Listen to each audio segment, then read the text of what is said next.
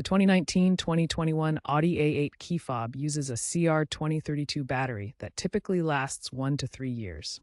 Replacing it yourself is easy and saves money. First, gather a new CR2032 battery and a small prying tool, such as a key or screwdriver. Locate the seam where the key blade meets the fob. Gently insert the tool into the seam and pry the fob open. Inside, you'll see the battery compartment. Remove the old battery, noting the positive side faces up. Clean the contacts with a dry cloth or rubbing alcohol if corroded.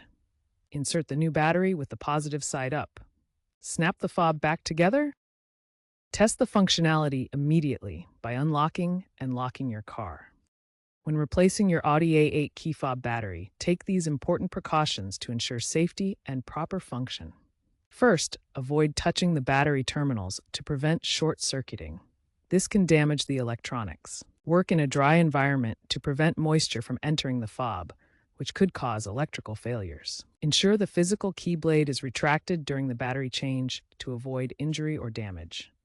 If the fob malfunctions after battery replacement, it may need reprogramming at a dealership to sync with the car's system. Looking ahead, Audi is moving toward integrated, non-replaceable batteries in newer models like the 2022 Plus A8 for better reliability. Future key fobs will use longer-lasting lithium polymer batteries that last 5 years or more. Eventually, physical key fobs may be replaced by smartphone-based digital keys using NFC or apps for lock and unlock.